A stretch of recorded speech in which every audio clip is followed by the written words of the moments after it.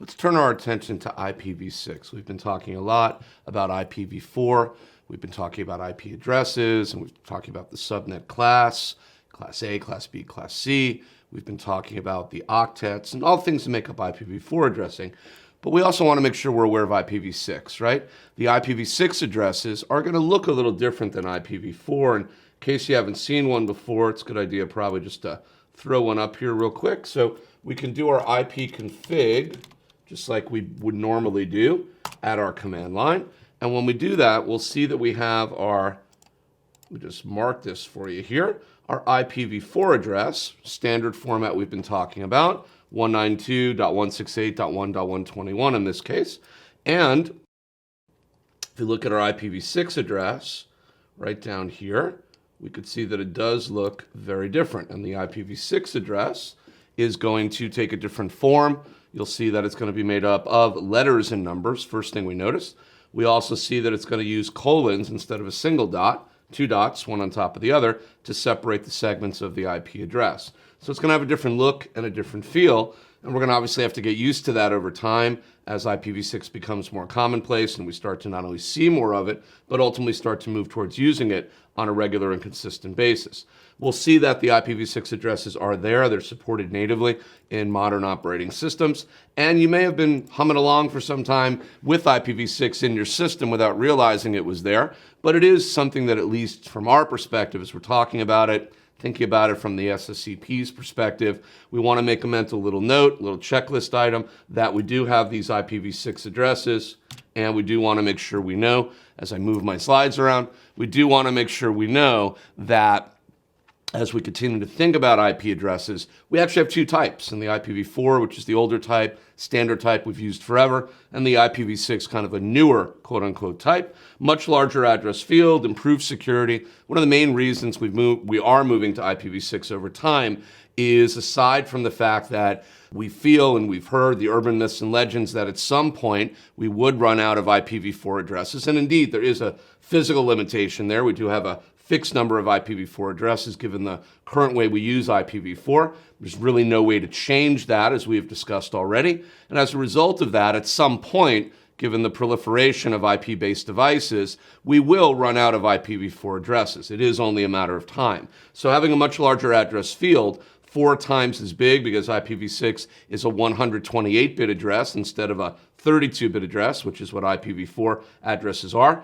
We're going to have a much, much larger range or pool of IP addresses to work with, and as a result, very unlikely to run out of IP addresses in the same manner for the same reasons for many, many, many years. But we do have improved security, more concise IP packet header, improved quality of service, or improved ability to be able to manage and control the flow of information. For all these reasons, IPv6 makes a lot of sense. So just be aware of it. If you haven't seen it before, start poking around. You can see it's easy to find the addresses. You can read up on them, take a look at them, figure out more about them, and you're going to start seeing them more and more. So it is definitely something you want to become comfortable with.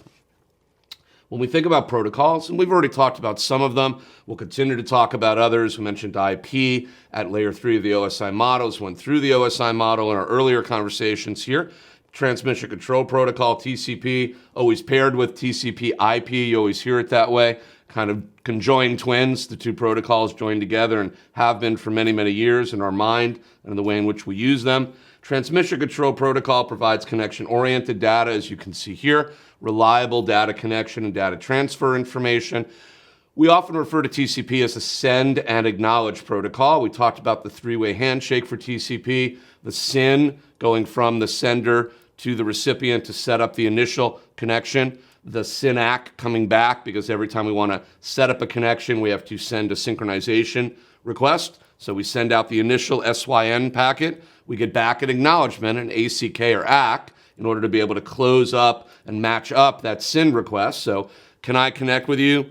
Absolutely. Can I connect with you? Absolutely. And that's our three-way handshake. SYN, SYN-ACK, and then ACK. And for every synchronization request we send, remember, the expectation is we get an acknowledgement or an ACK packet back. So TCP is going to be that send and acknowledge protocol. We'll talk about UDP in a little bit, user datagram protocol. It's going to be that send and forget protocol that we often refer to. Sending, when we don't acknowledge something, means we're just going to keep sending. And if you don't tell me you have a problem and you don't make a request to get more information and have me resend something, I'm just going to keep throwing protocol traffic at you, assuming you're fine. With TCP, you have to acknowledge that I've sent that information, acknowledge you've gotten it, acknowledge it's good, and then I'll continue to send more. And if you don't acknowledge it, I'm going to wait a certain period of time. And if I don't hear or see that acknowledgement, I'm going to assume that you didn't get it, that it's bad. And then I'm going to actually stop and resend those packets you have not acknowledged. So we have a built-in system to monitor, keep track of, and ultimately make sure that we are controlling for errors in the send with TCP, because if we don't get an acknowledgement, we'll stop and actually resend the packets that have been not acknowledged and or potentially are missing as a result of that. So